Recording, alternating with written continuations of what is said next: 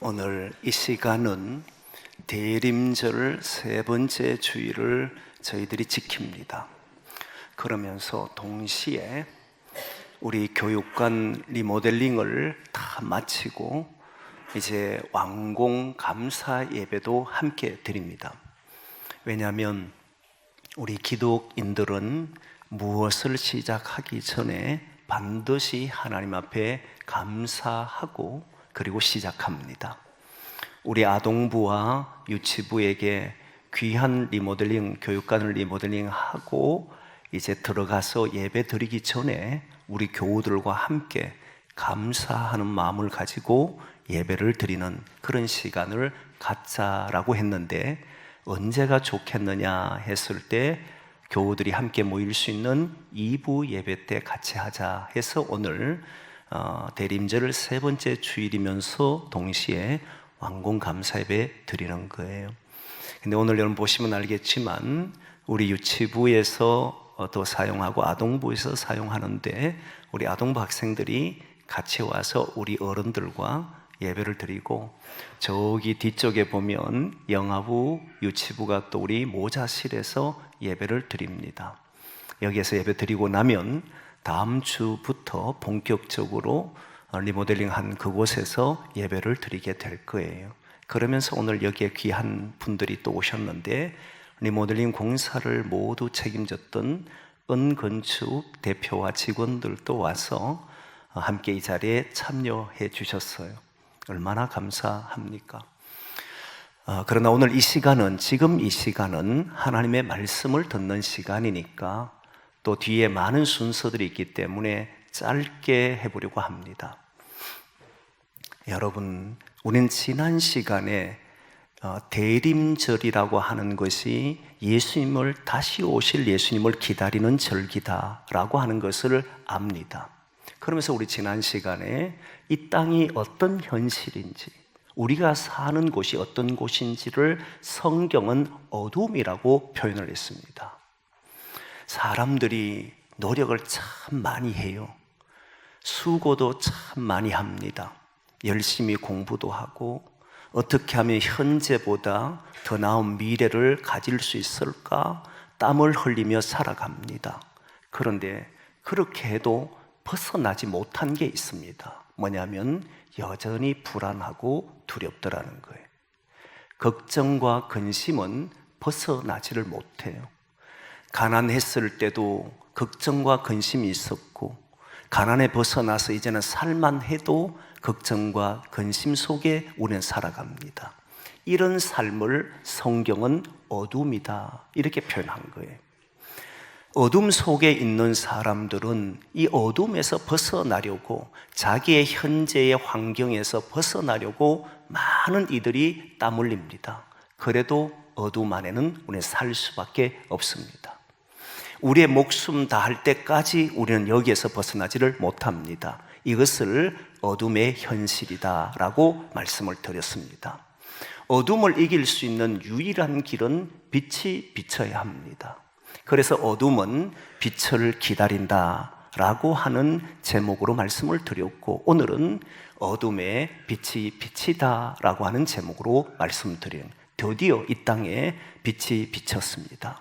그런데 놀라운 것은 오늘 본문에 보니까 빛이 세상에 비쳤는데, 어둠에 비쳤는데 어둠이 깨닫지 못하더라 이렇게 나와요. 아니 여러분, 어둠이라면, 빛을 기다린 어둠이라면, 어둠은 사실 빛을 좋아하지는 않습니다. 빛을 피하고 싶고 빛이 비춰지지 않기를 원하잖아요. 그런데 어둠 속에 사는 사람들, 두려움과 불안 속에 사는 사람들은 자기의 삶에서 빛이 비춰지기를 원해요. 그러면 여러분 생각해 보면, 자기의 현재의 고난과 아픔 속에서 내 삶이 이렇게 되기를 원합니다라고 하는 정확한 것을 가지고 있는 사람은, 아, 나에게 빛이 비쳤구나 알아야 되는 것 아닙니까? 그런데 오늘 본문에 보니 모르더라는 거예요. 왜 모를까? 고난과 아픔 속에 있는 사람이 벗어났으면 당연히 알 텐데 왜 모르는 일이 벌어질까? 이 생각을 가지고 보니까 그가 기다리는 것이 정말 기다렸는가 하는 생각을 가지게 하는 겁니다. 사람이 생각으로만 기다리는 사람이 많습니다. 그런 날이 오기를 바라고 사는 사람 많지만 아무것도 하지 않고 그냥 시간이 흘러가며 어느 날 이루어지기를 바라는 사람은 그게 이루어졌는지 이루어지지 않은지도 모릅니다. 그러니까 기다리지 않았던 것이죠, 사실은. 그러면서 기다린다고 착각하며 산 사람이 많습니다. 이런 사람은 어둠에 빛이 비쳐도 모릅니다. 그런데 또 하나가 있는데 곡해를 해버리면 빛이 비쳤는지를 몰라요. 여러분, 우리가 부모와 자녀들끼리 대화하다 보면 부모가 자녀들에게 약속을 할 때가 있잖아요. 그런데 자녀들이 이해를 못했어요. 오해를 했습니다. 오해를 하면 자기들이 기다리는 것은 있고 부모가 주려고 하는 것은 있습니다. 이 둘은 서로 다른 것이에요. 그런데 기다립니다. 자녀들은 오해를 했고 아버지가 어머니가 이걸 주실 것이라고 생각을 했는데 그게 일어나지 않으면 그때 불평을 하게 돼요. 자기가 오해했는지 자기가 곡해를 했는지를 생각하지 않고 선동하고 난동을 피우기도 합니다. 이건 오해에서 비롯된 거잖아요. 유대인들은 오해를 했습니다. 어떤 오해를 했느냐면 이사야 말씀을 보면 흑암에 앉은 백성들, 흑암이라고 하는 것은 도무지 희망이나 어떤 소망을 가질 수 없는 상태에 있는 사람들이다, 이 말을 했습니다. 그 사람들이 어디에 살았냐면 스불론과 납달리 지역에 살았어요. 스불론과 납달리 지역은 변방 지역입니다. 변방이라고 하는 의미는 몇 가지가 있는데 수도로부터 멀리 떨어진 곳이다, 이런 말이에요. 이 말은 통치자의 영역이 제대로 미치지 못하는 곳이다, 이 말로 쓰일 때도 변방이라고 말합니다. 지금은 워낙 온라인이나 많은 것들이 발달되어 있기 때문에 멀리 있어도 그 통치 영역이 미쳐집니다. 그러나 고대에는 변방 지역이라고 하면 왕권을 가지고 통치하는 것이 잘 되지를 않습니다. 그러다 보면 그곳에는 범죄자들이 피해 있기도 하고 도저히 살아갈 수 없다고 판단되는 사람들이 숨어서 사는 곳도 되고 아예 절망 속에 사는 사람들이 있는 곳이 대부분이 변방 지역입니다. 그리고 이 변방 지역은 또 다른 점이 있는데 어떤 점이냐면 국경지대이기 때문에 항상 전쟁에 노출되어 있는 강한 자에 의해서 약탈되는 지역이 변방 지역이란 의미예요. 전쟁이라면 제일 먼저 침공당해서 고통당하는 지역, 이런 지역에 사람이 산다는 것은 다른 말로 하면 피할 수 없어서 어쩔 수 없어서 살아가는 사람들이다, 이 말입니다. 그런데 유대인들은 놀라운 점이 하나가 있었는데 아무리 고통을 받아도 이들은 포기를 하질 않았었습니다. 사람이 흑암이 있고 더 이상 빛이 없다 생각하면 대부분은 절망하고 포기하는데 유대인들은 그러질 않았어요. 이유가 뭐냐면 그들에게는 약속이 있었습니다. 400년 동안 애굽에 종살이해도 하루 이틀이 아니라 10년, 20년이 아니라 400년 동안 종살이해도 이들은 포기를 하지 않았어요. 이유가 뭐냐면 400년 전에 아브라함하고 맺었던 약속, 이 땅을 너희에게 주겠다라고 하는 가나안 땅을 주신다는 그 약속을 믿고 있었기 때문에 이들은 세월이 얼마의 세월이 흘렀다 할지라도 이들은 절망이나 포기하지 않았어요.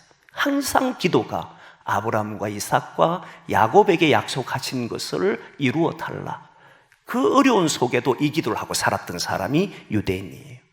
그런데 아하스 시대가 됩니다. 아하스 시대가 되는 아하스가 통치할 때 그때는 아수르라고 하는 나라 강대국이 일어나고 그 나라가 침공하려고 하는 어떤 일들이 벌어지면서 백성들과 왕은 두려움에 빠지기 시작합니다. 가장 위험했던 지역이 스불론과 납달리예요.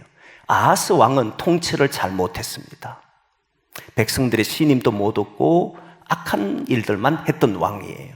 그러다 보니 변방 지역에 사는 사람은 희망을 둘 곳이 없었어요. 그때 하나님이 약속했습니다. 뭐라고 해석했냐면 한 아이가 태어날 것이다. 아하스를 말하는 게 아니라 한 아이가 태어나는데 이 아이는 전능한 하나님이다. 영존하시는 아버지시다. 영원히 존재하신다 이 말이에요. 그리고 평강의 왕이다. 이 아이가 태어나게 되면 어떤 일이 벌어지느냐 하면 이새의 줄기에서 이제 유다 지역 중에, 유다 지파 중에 이새라는 아들 중에 한 싹이 나고 그 이새의 뿌리에서 한 가지가 나서 결실을 맺을 때가 되면 어떤 일이 벌어지느냐 하면 이리와 양이 함께 있을 것이다. 이리와 양은 함께 있질 못하잖아요. 표범과 염소가 함께 있을 것이다. 너무 재밌는 표현은 젖먹는 아이. 젖먹는 아이라고 하는 것은 막 장난치고 이런 거 없어요. 근데 그 아이가 독사의 구멍에 손을 넣어요. 그래도 상함도 없고 해함도 없다. 이제 젖먹는 아이 때문에 젖된 아이, 이제 젖을 먹지 않고 살아간 아이들은 장난기가 많잖아요. 근데 독사의 굴에 손을 넣어도 독사들이 해하거나 상하지 않도록 한다. 이런 세상을 이야기했어요. 그러면 강한 자와 약한 자, 힘 있는 자, 없는 자 살아도 그 속에는 평안이 있고 기쁨이 있고 감사가 있고 서로가 서로를 상처 주거나 아프게 하지 않는 세상이잖아요. 근데 유대인들은 대망 사상이 있었는데 그 대망 사상이라고 하는 것은 메시아, 한 아기가 태어나서 정말 자신들이 이렇게 되기를 원하는 절망적인 상황에서 가장 바라는 그런 사상을 보고 대망이라고 그래요. 간절히 바란다는 거예요. 이때의 현실이 어땠느냐 하면 로마에 의해서 유대인들이 핍박을 받고 있고 정복당한 세상입니다. 완전히 어두웠지요. 그리고 로마에 의해서 정복당하는데 당시의 기록물을 보면 인구 90%가 가난해서 차라리 다른 집에 가서 종살이로 사는 것이 더 낫다. 땅을 주면 농사 지어도 소용이 없다. 내 것을 가져도 나는 가난하게 살 수밖에 없으니까 입에 풀칠을 하려고 하면 남의 종이 되어서 그 집에서 주는 음식을 먹고 사는 것이 좋다라고 할 정도로 90% 이상 되는 사람들이 그렇게 살았던 거예요. 그러니까 사람들은 여기에서 벗어나고 싶잖아요. 그래서 대망이라고 이야기하는 거예요. 간절히 기다렸다. 가장 기다렸다. 이때 여러분 해석을 어떻게 했느냐 하면 한 아기가 태어나고 그가 결심 맺을 때에 보면은 이리와 사자가 또는 사자와 염소가 사자가 수송아지와 같이 있고 독사의 굴에 손 넣어도 아무런 해함도 없고 상함이 없다라고 하는 이것을 어떻게 해석해버리냐면 로마로부터 이기게 할 왕이 올 것이다. 오해를 해버렸어요. 곡해를 해버렸어요. 로마를 무너뜨리고 이제 로마만 극복되면 이제 우리는 정말 자유로운 나라가 될 것이다 라고 생각했다는 겁니다. 다시 말하면 하나님의 생각과는 맞지 않는 생각을 했어요. 그러다 보니 하나님이 주시려고 하는 세상과 자기들이 꿈꾸는 세상이 맞지 않으니까 이 간격은 점점 벌어지게 되고 결국 일어나지 않게 되자 모두 예수님을 십자가에 못 박으려고 했다는 거예요. 몰랐다는 겁니다. 뭘 몰랐느냐면 하나님이 우리에게 주시려고 하는 세상, 그걸 기다린 것이 아니고 자기들이 원하는 세상을 꿈꿨기 때문에 하나님의 약속과는 멀어졌고 그걸 오해하는 바람에 전혀 세상에서 경험하지도 못하고 빛이 와도 깨닫지를 못했다 이 말이에요. 저는 대림절을 보내면서 여러분들에게 묻고 싶은 게 있습니다. 주님이 다시 오시기를 기다립니까? 어떤 주님이 오기를 기다립니까? 주님이 우리에게 약속한 게 뭡니까? 주님께서 우리에게 약속한 것은 우리에게 하나님의 나라를 주시겠다는 약속이잖아요. 눈물이 없고 아픔이 없고 곡하는 우는 것이 없고 상처를 주거나 상처를 받는 일이 없는 해함도 없고 상함도 없는 그런 나라를 우리에게 주시겠다 했잖아요. 나는 그런 주님을 기다린단 말입니다. 그런 주님을 사모한단 말이에요. 만일 주님이 주시겠다는 이 나라를 주님이 주시겠다는 그것을 잘못 이해해가지고 내 성공, 출세 이렇게 이해해버리면 그 만드는 나라들은 많은 사람이 또다시 아프고 눈물을 흘려야 되는 세상이잖아요. 주님이 우리에게 말씀하신 것을 제대로 이해해야 우리는 제대로 기다리잖아요. 저는 2000년 전에 예수님이 이 땅에 오셨다는 것을 믿습니다. 그리고 오늘 본문에 보니까 세례 요한은 빛이 아니고 빛을 증언한 사람이었고, 빛을 증언하고 많은 사람을 빛 가운데 보여주기 위해서 그렇게 산 사람으로 증언합니다. 저도 여러분들과 그렇게 살았으면 좋겠습니다. 무슨 말이냐면, 우리가 기다리고 있는 주님이 이 땅에 오셨을 때 사람들의 얼굴에 웃음이 있고 사람들 마음에 평화가 있고 서로 대적하고 싸우는 것이 아니라 서로에게 힘이 되고 용기를 주는 그런 곳으로 만들어가는 사람이 되어야 한다는 거예요. 그래서 오늘 본문에 보니 영접하는 자, 그 이름을 믿는 자에게는 하나님의 자녀가 되는 권세, 권세는 힘입니다. 능력이잖아요. 대부분 사람은 힘과 능력을 가지면 밑에 사람이든 주변의 사람이든 자기의 통솔하 있는 사람들은 모두 다 괴롭히는 일을 많이 합니다. 그런데 하나님의 자녀의 권세는 그게 아니에요. 천국 열쇠를 가졌다 이 말입니다. 천국 열쇠란 것은 하늘의 것을 땅에 가져와 심을 수 있는 사람이다. 하나님이 이루고 싶어하는 세상, 여러분 그런 세상이 있다고 제가 여러 번 질문했잖아요. 하나님이 이루고 싶은 세상은 우리의 눈에 눈물이 없는 세상이다. 하나님이 이루고 싶은 세상은 우리의 마음이 사람들의 말을 듣고 상처를 받고 괴로워하는 세상이 아니다. 그게 하늘에 있는 거잖아요. 우리는 살아가는 곳은 어둡잖아요. 이제는 하늘의 것을 사용하는 자들이 하나님의 자녀의 권세를 가졌다, 이 말을 하는 거예요. 여러분들의 가정에 돌아가시거든 이제 가정에 있는 사람들, 사랑하는 사람들을 위해서 말 한마디, 행동 하나더라도 하나님의 자녀의 권세를 가지고 하늘의 것을 나누어 주려고 하시라. 오늘 촛불을 켤 때에 사랑과 나눔과 기쁨의 촛불이라 했잖아요. 절망, 괴로움, 아픔, 눈물은 어둠이 주는 거잖아요. 그래서 이제는 여러분들이 있는 곳에 가시거든 주님께 받은 이 사랑을 나누어 주려고 하시라. 받은 달란트 자기만을 위해 사용하지 말고 주변의 사람들과 나누시려고 하시라. 그리고 여러분들의 얼굴에 기쁨이 있도록, 많은 사람들이 함께 걸어가는 사람들이 기쁨이 있도록 그렇게 말하며 행동하기를 원합니다.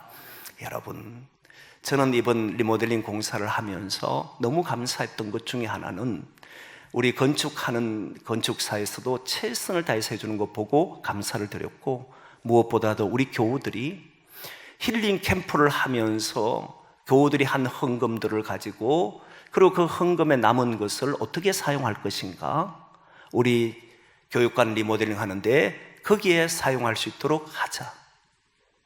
에스더 여전도회에서 일정한 자신들이 하려고 했던 그런 많은 사업들이 있음에도 불구하고 그 돈을 리모델링 하는 이 부스를 위해 사용하자. 바자회 하면서 여전도회가 바자회에서 얻은 수익금을 가지고 어떻게 쓸 것인가, 우리 리모델링 하면서 거기에 필요한 자재를 우리가 쓸 수 있도록 하자 그랬잖아요. 그리고 동실업인회에서 자신들이 점심 저녁 한 끼를 먹기 위해서 계획을 세웠던 것을 취소하고 그 돈을 우리 리모델링 공사하는 일에 그 수고한 곳에 거기에 귀한 것들이 있도록 그 돈을 쓰자라고 했잖아요. 여러분, 저는 이런 것이 바로 하나님의 나라를 이루어가는 일이라고 믿습니다. 얼마든지 내가 먹을 수 있지요. 얼마든지 좋은 옷도 살 수 있지요. 그러나 그 물질을 가지고 그 많은 일들을 통해서 가난하고 약하고 소외된 사람들, 아직도 어둠 속에 사는 사람들을 위해서 사용할 수 있다면 그게 하나님 나라를 이루는 거잖아요. 어제 연탄 나눔 행사를 했습니다. 우리 청년들을 주도하에 이 겨울철 나기 어려운 많은 어른들 연탄을 각 가정에 나눠줬습니다. 9가정을 나눠준 걸로 알고 있는데, 그렇게 나눠줄 때 우리 청년들이 쉬고 싶잖아요. 그런데 그렇게 행동하잖아요. 이런 모든 것들이 저는 하나님 나라의 부활을 사용하는 것이라고 믿습니다. 교회에 와서 리모델링 하는데 청소를 하고, 그리고 나무를 전지하고, 가정에서 돌아가서 또 나의 가정 사람들을 위해서 마음을 쓰고 애쓰는 이 모든 것들이 하나님 나라의 일을 이루시는 하나님의 부활을 사용하는 사람인 줄 믿습니다.